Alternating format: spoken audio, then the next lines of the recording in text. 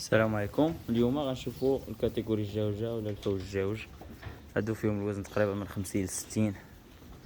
في العيد ان شاء الله يقدروا يوصلوا ديك 55 65 كيلو حتى 70 كيلو. هذا في العمر ديالهم تقريبا واحد 8 الاشهر. هادو هما مواليد اللي تزادوا لنا هاد العام بالبونجا. هادو ولاد العام تزادوا بالبونجا. شي تبارك الله فين وصلوا.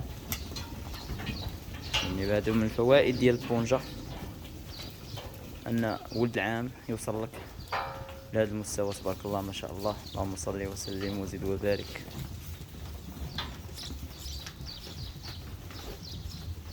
القصة ديالهم